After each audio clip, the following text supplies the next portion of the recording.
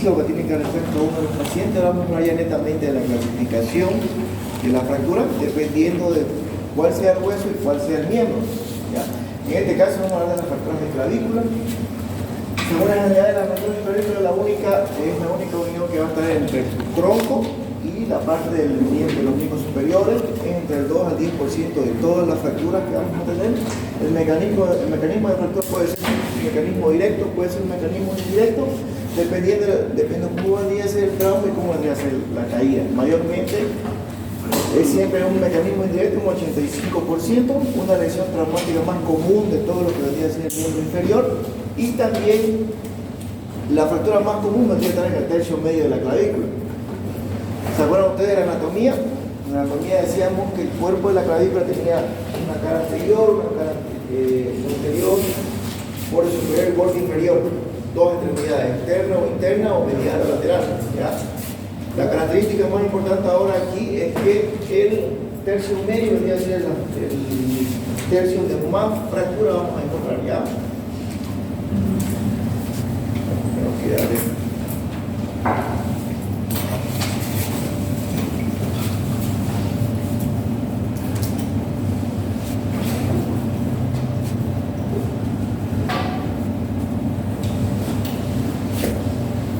Ya, entonces tienen una imagen de todo lo que vendría a ser la anatomía de la clavícula, como les decía anteriormente. Tenemos dos extremidades, una extremidad superior, una extremidad externa e interna, con un borde más plano y el interno un borde más rojo. Entonces, esa es la característica más importante de la clavícula. Siempre tomar en cuenta que se va a dividir en dos tercios. Si es una clasificación de Hallman, la divide en tres tercios. Tercio interno o medial, tercio medio y tercio externo o lateral. ¿Ya? Esa es la clasificación de Hallman, en la cual nos va a clasificar todas las fracturas de clavícula. Como decíamos anteriormente, la generalidad es que el tercio medio vendría a ser la fractura más clásica de todas.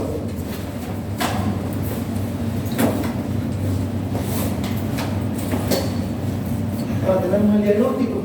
Primero, como decíamos anteriormente, tenemos que ver el examen físico, hay que hacer la anamnesia del paciente, qué se realizó, cómo fue el caso de fractura, cómo fue el trauma. Ahí vamos a ver que puede ser que mayormente todos son antecedentes, una anamnesia de un antecedente traumático.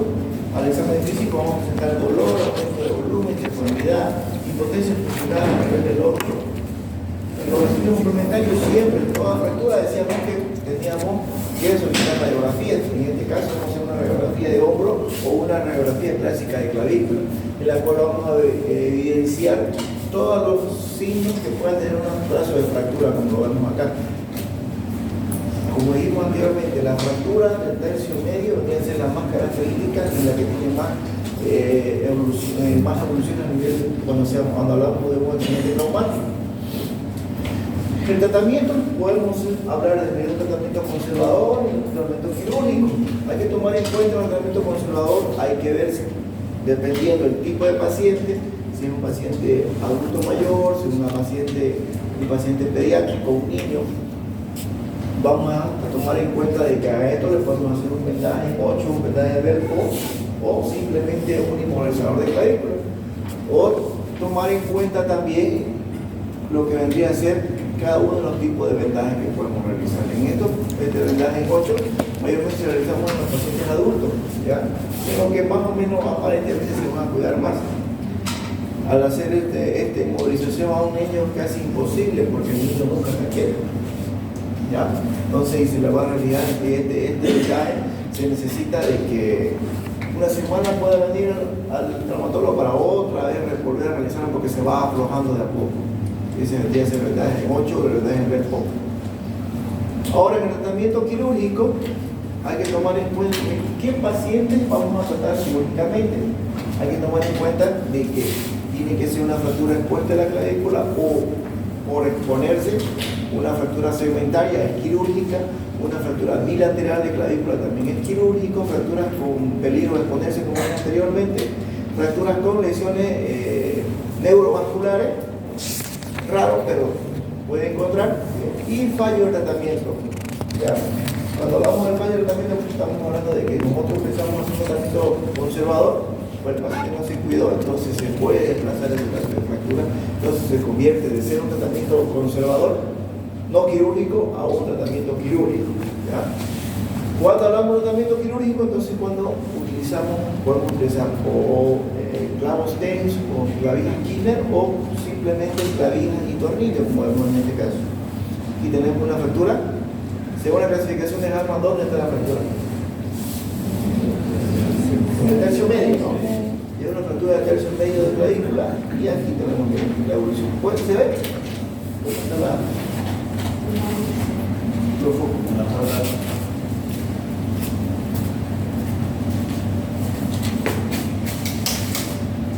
Ahora sí. Ya, entonces ahí tenemos un tratamiento quirúrgico en el cual se realizó y se le colocó una placa y tornillo previa reducción del trazo de fractura. ¿Ya? Esta mayormente es una fractura simple, ¿ya? No tiene tercer fragmento, hay algunos casos, accidentes en el tránsito mayormente tienen hasta 3-4 fragmentos.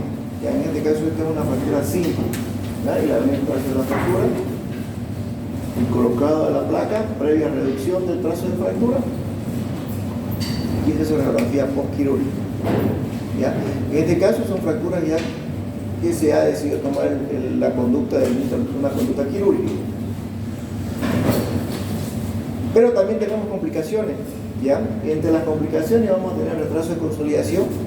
¿Se acuerda de cuando hablábamos de retraso de consolidación? En la anterior clase decíamos que tenemos diferentes tipos de fases de consolidación ósea.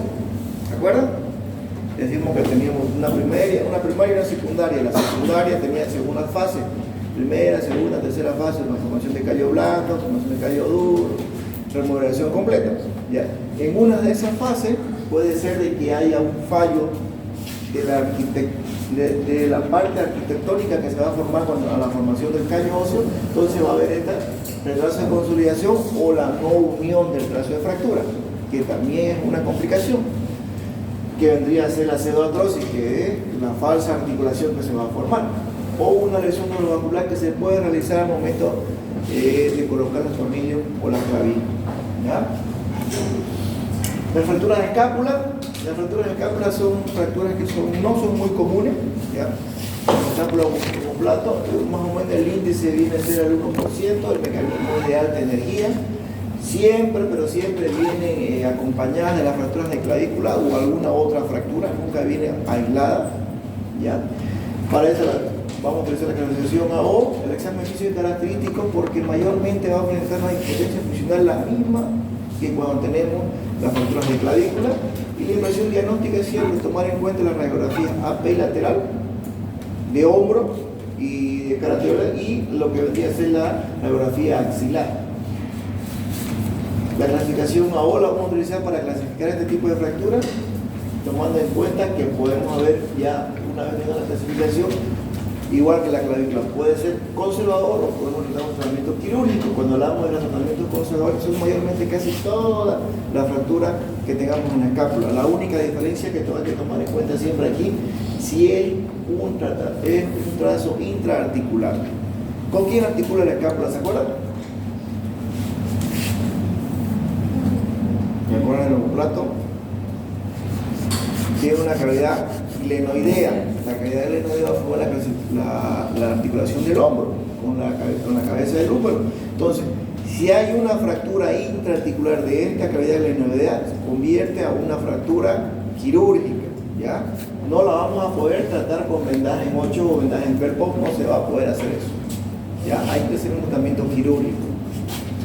Entonces, los tratamientos quirúrgicos, hay que ver toda la parte posterior de la espalda a nivel de la escápula y realizar el tratamiento quirúrgico con placas y tornillos, como vemos aquí el postquirúrgico. Ahora, la clasificación de las fracturas de húmero, hay que primero tomar en cuenta la anatomía del húmero. ¿Ya? Y para eso yo necesito que ustedes se acuerden cuál es la anatomía de un hueso largo, cómo se distingue un hueso largo. ¿Se acuerdan? Decíamos que tiene una extremidad superior, una extremidad inferior, un cuerpo diáfisis, una epífisis, una metáfisis superior, una metáfisis inferior. ¿Cierto?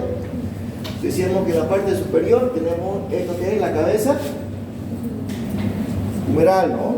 Que tiene la característica de... ¿Qué característica tiene? Que es un tercio o 2 tercios de una esfera maciza, dicen, ¿no? ¿Ya? Por debajo de esto vamos a encontrar la corredera bicipital y las dos tuberosidades, el troquíter y el troquín. ¿Para qué nos servía eso? ¿El troquíter para qué nos sirve?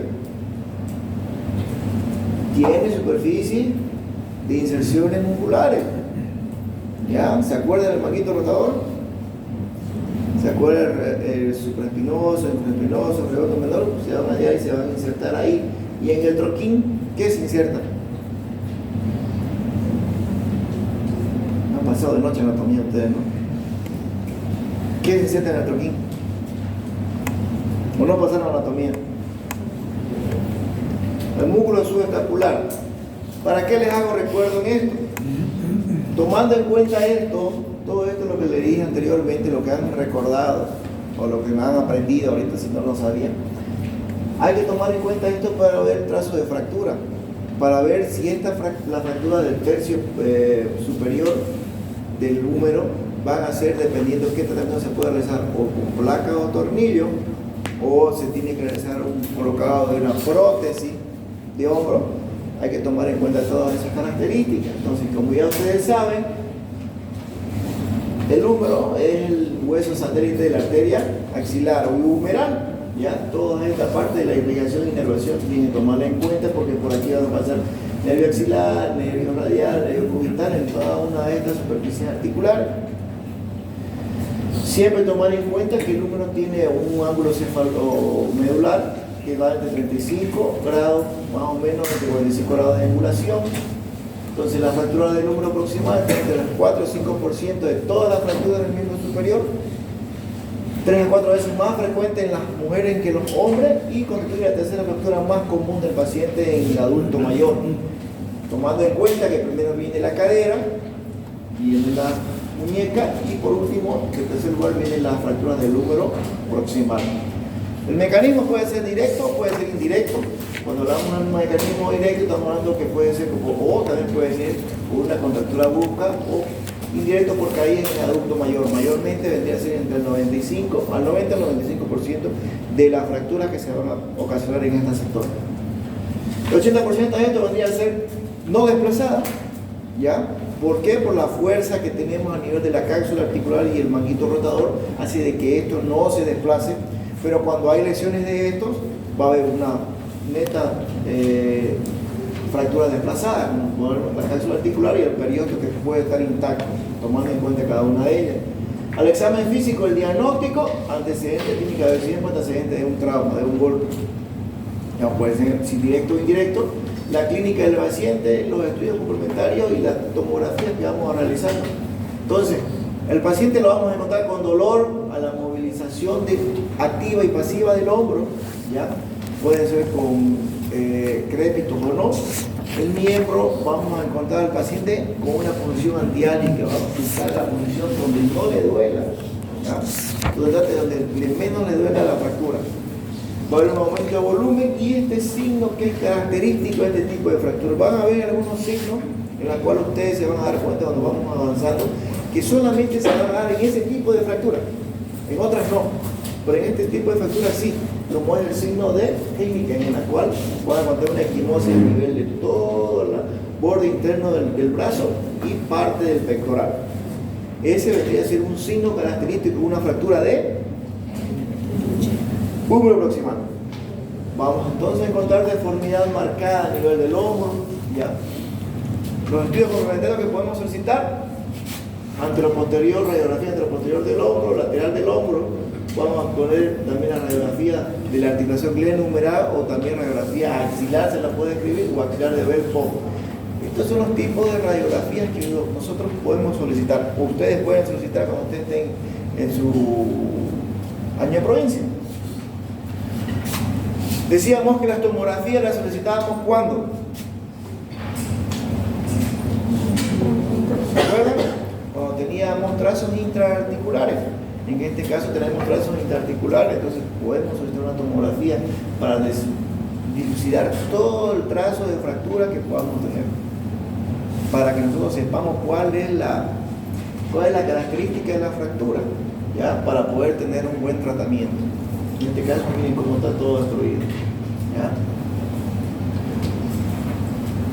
Ya hicieron el examen físico, ya vieron que tiene una fractura, ahora tienen que clasificarla. ¿Para qué la clasificamos? Para tener mejor una vista de qué tratamiento vamos a realizar. Hay una clasificación anatómica, la clasificación anatómica de 1896, en la cual nos decía ya que el número proximal se divide en tres: en cabeza, que es esta parte de acá, el cuello anatómico y el cuello quirúrgico. Esa era la primera clasificación en la cual nos decía cómo podía clasificarse las fracturas de número proximal. La Coleman nos la dividía ya en A, B y C, tomando en cuenta el fragmento que esté desplazado y tomando en cuenta cuál sería la estructura anatómica.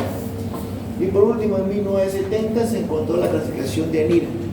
La clasificación de Anir nos habla de que dependiendo de la angulación mayor a 45 grados de desplazamiento y la del desplazamiento de todos los fragmentos, vamos a describir si puede ser un Anir 1, 2 fragmentos, con 3 fragmentos, con 4 fragmentos o una dislocación o una luxación de hombro.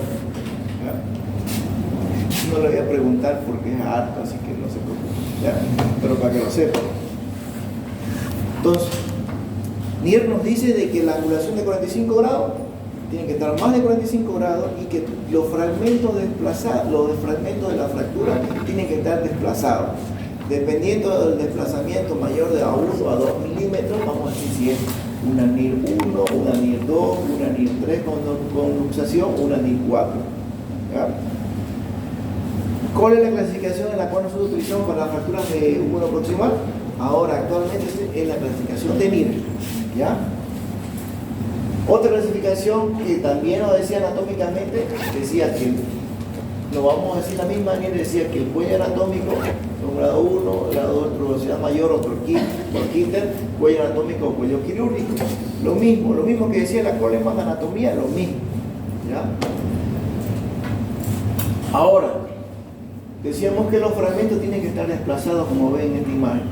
Para que nosotros digamos que es una NIR 1, 2, 3 o 4, estos fragmentos de acá tienen que estar desplazados. Si no están desplazados, quiere decir que el periósteo está intacto. Si no están desplazados, quiere decir que el manguito rotador también no está roto, está bien. Entonces, esa es la característica de por qué tendría que saber las estructuras anatómicas del número proximal. Otra clasificación es la clasificación de AO, en la cual nos la clasifica tipo A, de extraarticular, a tipo B, extraarticular, pero parcialmente bifocales, y la tipo C, que vendría a ser netamente intraarticular, que va a afectar la cabeza humeral.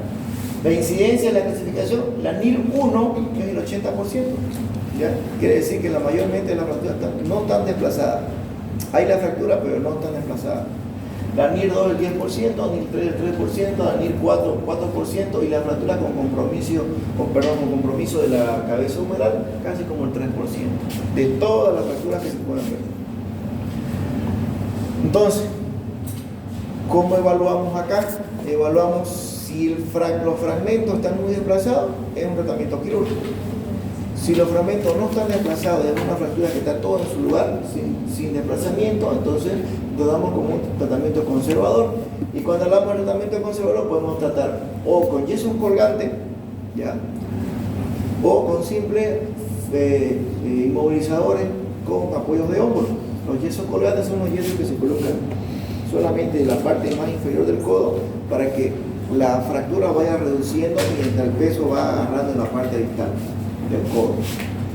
Y los tratamientos quirúrgicos puede haber desde cirugías abiertas, puede ser tratamientos mixtos que pueden ser mínimamente invasivos, ser claves con alambre y clavija, puede tratar también con clavos endomedulares, con placas y tornillos, o por último con prótesis, artroplastia de hombro. Ya como vemos en este lugar acá, ahí vemos una osteosíntesis con placas y tornillos. En este caso es una fractura de Kennesaw. Desde el troquíter, ¿ya? En el troquíter teníamos inserciones musculares. ¿Quién se insertaba? Le pregunto otra vez. El manguito rotador, ¿no? El supra, infra, el redondo, ¿no? Entonces aquí, como está roto, hay un desplazamiento, mire todo el troquíter. ¿Ya? Se ha desplazado, entonces aquí hay que estabilizarlo. Aquí en este caso se lo ha tratado con 2 tornillos canulados, en la cual vamos a volver a poner otra vez a volver la anatomía de la cabeza humeral. Miren acá. Así estaba y así quedó. ¿Ya? Otro tratamiento que se puede realizar es con clavijas y tornillos o con clavos endomedulares a nivel del trazo de la fractura. Esta vendría a ser las placas y tornillos con una placa filo. Dependiendo de la anatomía, hay que realizar ya este tipo de tratamiento. Esta es una prótesis parcial de hombro y esta es una prótesis total de hombro. ¿Ya? Cada una la vamos a evaluar dependiendo de la gravedad que tenga el trazo de fractura. ¿Cuáles podrían ser las complicaciones? Como siempre, neurovasculares. En este caso, siempre el nervio y la arteria axilar, el plexo braquial, pseudoartrosis a nivel del trazo de fractura, los hombros congelados, la miositis ossificante, que puede ser una parte de las complicaciones. ¿Alguna pregunta con eso? Ahora vamos a hablar entonces de lo que vendría a ser las fracturas aficiarias de húmero.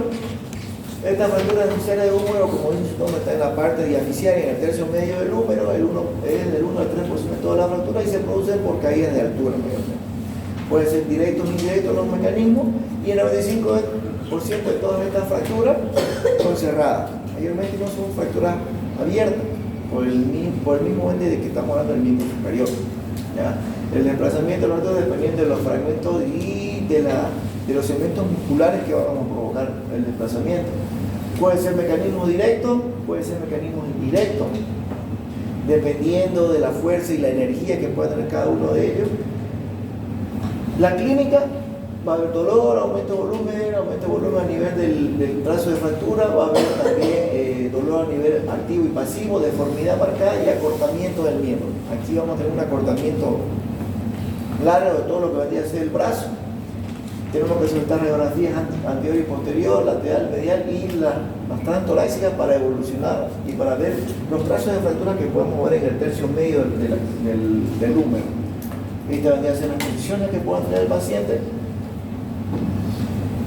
Y según la clasificación de todas las fracturas, puede ser que tenemos una fractura diafisaria, pero puede ser proximal, puede ser del tercio medio o puede ser del tercio distal. Diafisaria, proximal, medio o distal. ¿Ya? Así se puede clasificar también las fracturas diafisarias de cualquier hueso largo. Como decíamos anteriormente, también en estas fracturas diafisarias vamos a encontrar los trazos de fractura. Podemos encontrar trazos de una fractura transversa, oblicua, espiloidea, o un tercer fragmento en ala de mariposa, puede ser una fractura conminuta o segmentaria también. Eso venía a ser según la clasificación de los huesos largos, según el trazo.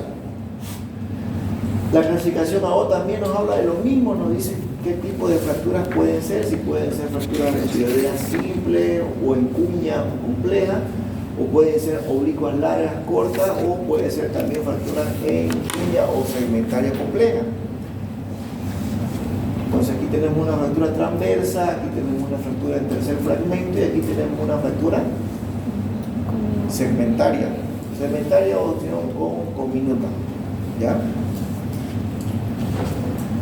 Como en todo tipo de fractura podemos tener dos tipos de tratamiento, o el tratamiento conservador con férulas en cubo, confitero, también podemos utilizar órtesis funcionales o yesos colgantes, o también tenemos los tratamientos quirúrgicos. ¿Ya? En este caso tenemos la confección de una férula de confitero.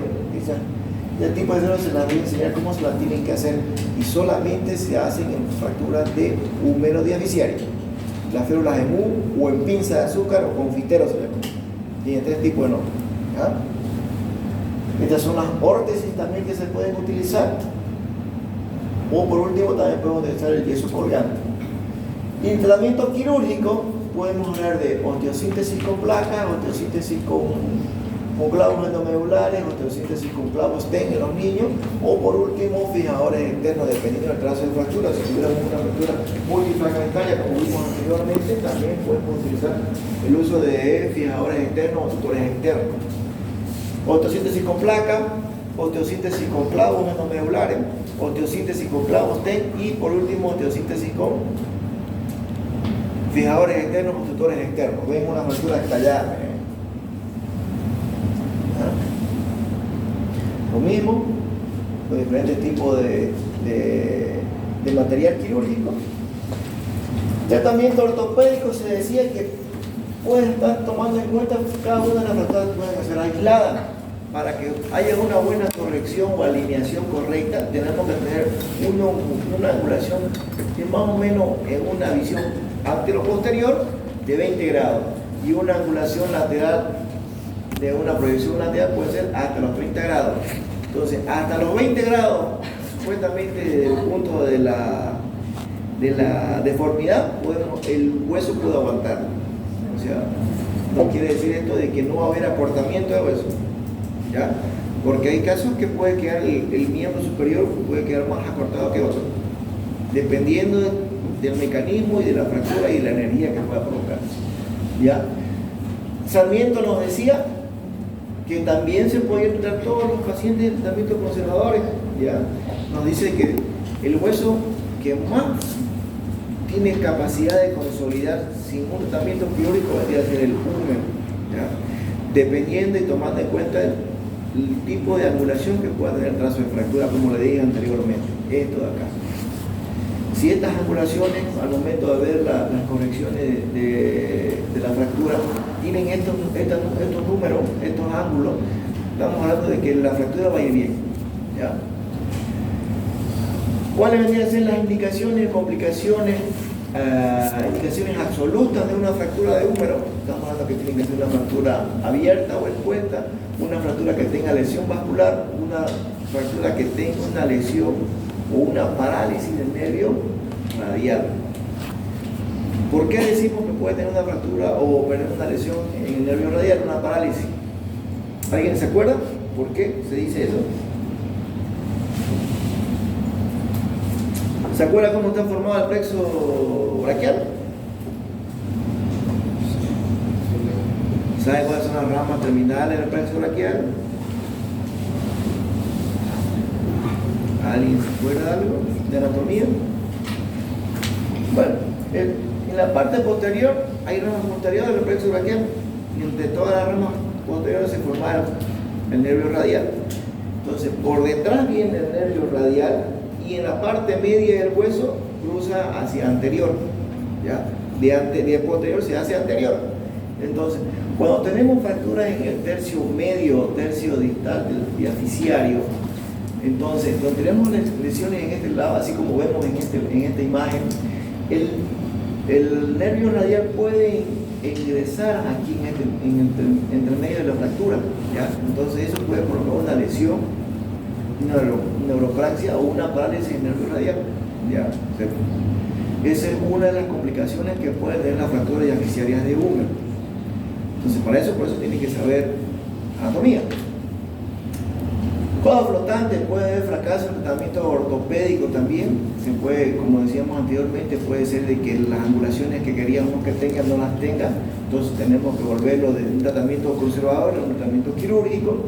Lesiones del plexo braquial y algunas que pueden ser fracturas patológicas por metástasis ósea, que son características también en este hueso, ¿ya? Fracturas relativas, indicaciones quirúrgicas relativas, quiere decir que puede ser que lo operemos, ¿ya? Pero no algo objetivo, ¿ya? En pacientes que sean politraumatizados, fracturas bilaterales de húmero, obesidad mórbida, fractura segmentaria o necesidad de usar muletas, pacientes que tengan necesidad de usar muletas, sí tenemos que operar, ¿ya? En otros casos puede ser que no se opere. Las complicaciones, como siempre dijimos anteriormente, lesión del nervio radial, la lesión o fractura de Austin-Lewis se llama. Eso se llama la lesión o parálisis del nervio radial. Entonces, ¿qué va a hacer? De que tenga la mano caída, ¿ya? Mano caída, no puede hacer la elevación de la manito y el pulgar caído también. Lesiones de vaso, podemos también tener lesiones a nivel del plexo braquial, en el circunflejo, mayormente en el braquial anterior, que es el que le va a dar la sensibilidad a la parte media del brazo. O también tomando en cuenta por último el síndrome compartimental, que vendría a ser una complicación mayor de la traumatología, ya es una emergencia.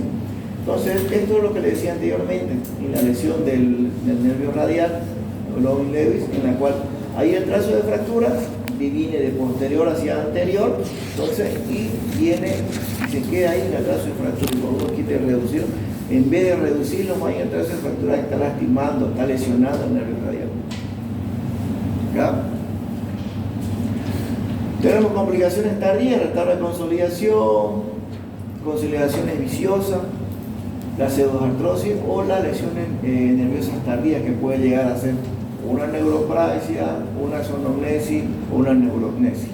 ¿Qué significa estas palabras? ¿Alguien se acuerda qué significa neuropraxia, axonomnesis y neurognesis? Son lesiones a nivel de los plexos y a nivel de los nervios, ¿ya? Alguno de ellos puede provocar de que la lesión sea parcial, otros pueden provocar que sea a nivel axonal, que puede ser que pueda durar un poquito más, o por último puede decir de que es una neurognesis, que es una lesión completa del nervio, que no va a tener ninguna fase de recuperación, ¿ya? Entonces estas lesiones pueden provocar estas lesiones nerviosas tardías. Las fracturas de húmeros distales, como siempre, tienen que saber anatomía, qué características, qué estructuras anatómicas tienen ahí para poder clasificarlas. Entonces, considerando que las fracturas de húmero distal son aquellas que van a tener un epicentro en el cual vamos a encontrar el cuadrado de Müller. El cuadrado de Müller nos va a encargar toda la parte inferior del codo. Estamos hablando de hablar de la tróclea, de los dos cóndilos y la epitróclea, ¿ya? Es el 2% de toda la fractura y tiene como distribución etaria bimodal entre pacientes entre 12 y 19 años, los más jóvenes, y hasta los pacientes más adultos, ¿ya? Esa es la distribución etaria en la cual puede ser entre los pacientes, pueden ser entre muy jóvenes o muy adultos. Este es el cuadrado de Müller en el cual va a abarcar todas las estructuras anatómicas que tenemos acá, desde la tróclea, el cóndilo, el epicóndilo, el epitrócleo.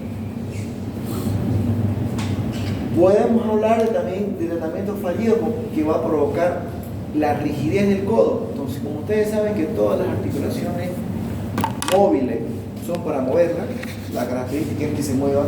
Pacientes que ustedes lo dejan inmovilizado, va a haber un fallo en el tratamiento, provocar una rigidez, una deformidad a nivel de los ángulos, ¿ya? Hay que tomar en cuenta siempre el arco de movilidad que pueda tener el ángulo funcional de Monro, en la cual nos dice de que podemos tener una extensión hasta de 30 grados o una flexoextensión hasta de 130 grados de extensión. Los factores que van a influir aquí siempre van a ser la edad, la osteopenia, osteoporosis que tenga el paciente, ¿ya? El retraso de consolidación que pueda llegar a tener y la rigidez en el fallo de la osteosíntesis, ¿ya? Los mecanismos, como en toda fractura, pueden ser directos o indirectos, dependiendo del trazo de fractura. La clínica de dolor intenso a la flexoextensión del codo severo puede ser también con crépitos, aumento de volumen, deformidad, acortamiento. Y para saber si hay una fractura en la parte clínica, si no tenemos una radiografía, tenemos que utilizar esta línea de Van Gils.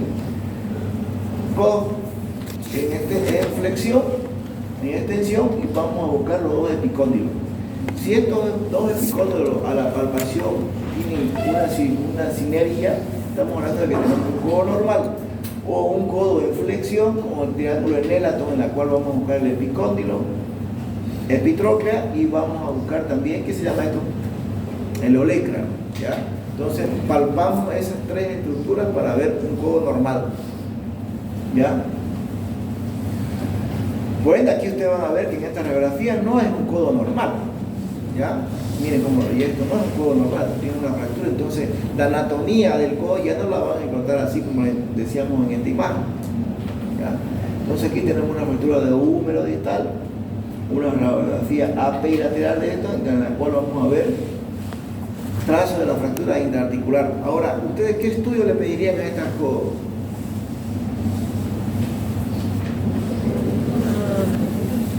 Hay un estudio más que le decía que cuando se lo solicita cuando la fractura es intraarticular. La tomografía, ¿no? Entonces aquí está la tomografía. Ya ustedes pueden ver la tomografía en 3D, en la cual los trazos de fracturas que tiene el epicóndilo, el epitrócleo, miren cómo está abierto, todo está abierto, ¿ya? Según la clasificación, tenemos una clasificación, la clasificación de Júpiter, en la cual nos dice, dependiendo del trazo de fractura, que puede ser en T alta, en T baja, puede ser en H, puede ser en L, ¿ya? O con una fractura lemboidea, dependiendo del trazo de fractura. O también la clasificación de la O, en la cual nos dice que el tipo A es intraarticular, la tipo B vendría a ser parcialmente articular, la tipo C totalmente intraarticular, que va a comprometer toda la superficie articular del codo. Estamos hablando que podemos hacer como siempre, decidir entre un tratamiento conservador o un tratamiento quirúrgico. En este caso es netamente quirúrgico, por los trazos de las fracturas que puede tener, a no ser del que el paciente tenga muchas comorbilidades en pacientes adultos. Tomando en cuenta que vamos a dejar un codo rígido, ¿ya? Fracturas interarticulares con desplazamiento y compromiso neurovascular. Mayor parte de las fracturas de la extremidad distal del húmero en adultos son quirúrgicos. Hay que tomar en cuenta que hay que volver la misma anatomía si vamos a hablar de que vamos a tratar un tratamiento quirúrgico, tenemos que darle casi la misma anatomía que tenía antes, ¿ya? Para que pueda haber la misma movilización activa que había antes. Entonces, para eso nosotros utilizamos placas y tornillos. Entonces, los tipos de placas que podemos utilizar, estas son tipos de radiografía AP y lateral. Este es el tratamiento quirúrgico de esa misma fractura. Miren cómo estaba todo deshecho. Y tener colocado las placas. Miren, esta es una placa, esta era una fractura en T, miren. Esas son las vistas por el rayo o el arco en C. Y así quedó la fractura. A estos pacientes hay que dar la movilización más activa, más rápido posible para que el codo no quede rígido. En otros casos también se puede utilizar prótesis de codo, en la cual, dependiendo del trazo o la destrucción que tenga el codo, se puede dar dependiendo de la limitación que tenga. ¿Alguna pregunta?